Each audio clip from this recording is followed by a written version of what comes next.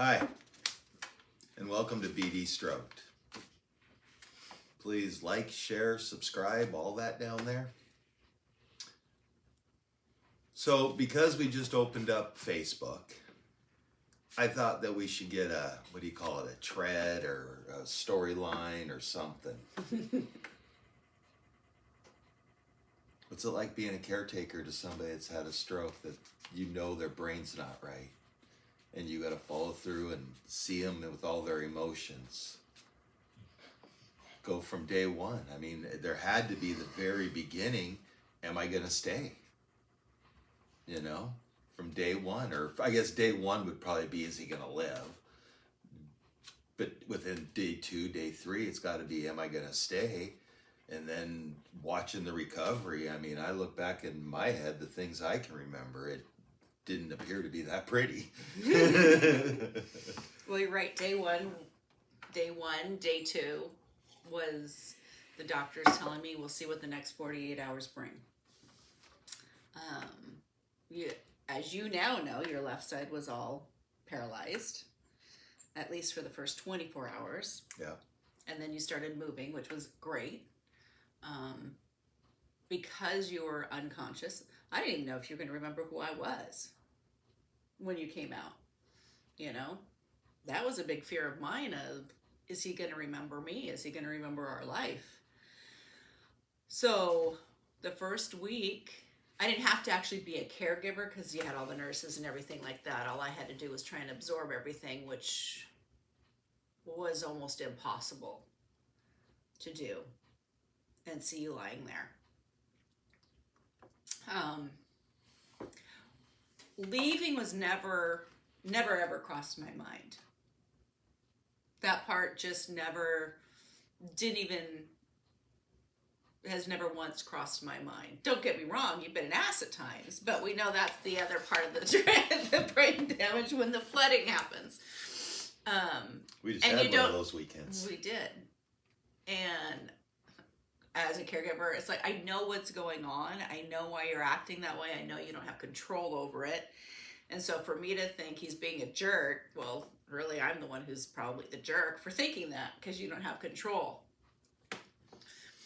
But it's hard to watch you struggle with things, whether it's trying to take a jar lid off, walk at night when you're tired and I see you stumble and I try to ignore that you're stumbling, because I want to fix it. And I know there's nothing I can do to fix it.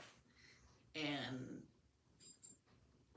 I know that you've said many times, you know, this isn't what I signed up for. You're right, it's not what I signed up for. But I signed up for you. And I stay for you and for me and for us. Because I love us. And I love you. But it is hard from a caregiver's perspective to see the one you love struggle so much. It's also hard from a caregiver's perspective that I try to hide for you as much as possible when people are around so no one else knows. She covers very well for me. If someone came and lived in our house for even 3 days, they would start to see what we go through. So when I hear people say to him, oh, stroke wasn't that bad, you weren't that impacted, I really want to sucker punch them. Well, it's true, because they don't know. And I wasn't good at reaching out for help because I didn't know what the hell I was doing. I didn't know to reach out for help, who I could reach out to help for, what I'd even ask them to do. Come sit and stare at you for, the first while. And you hated that. You hated having someone in the house because all you wanted to do was sleep and all they wanted to do was visit, and that overtaxed your brain. Yeah, having people in the house the first bit, anything. It even today, it's really hard for you to have people in the house. Well, anything's tough, yeah.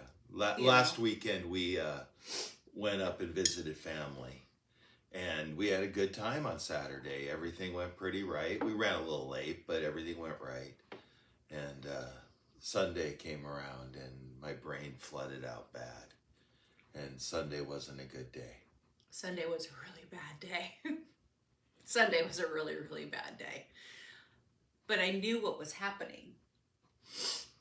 But it's really hard not to want to take things personally because they're being directed at you, and being able to say, he doesn't know what he's saying. I know he doesn't know what he's saying, even though he's telling me he does. I know he doesn't. And by the next day after you got some sleep and the brain stopped, you didn't remember any of it. Never and did. I know that. I know you will never ever remember. And I never really tell you what all went on because I don't want to dwell in the negative. I'd rather just move forward. Okay, let's stop there. This is getting to be a long video. This is the first one on caretaking, being a caregiver. It's a tough job. It's a really tough job. How anybody does it is beyond me. You didn't find any groups that you wanted to belong to. Mostly, and I want to say this right, is they didn't fit your attitude.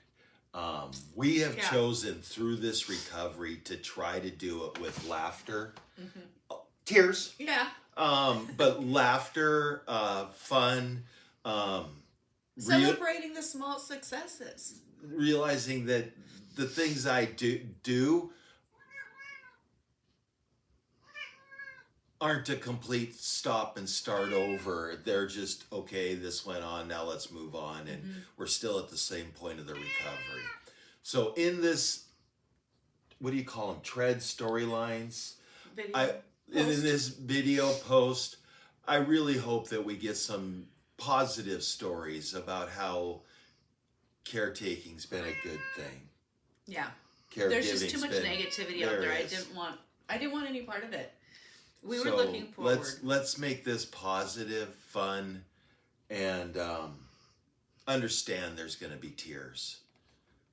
We understand that. They can be tears of growth and laughter too. Because even a bad day comes with a little bit of sunshine.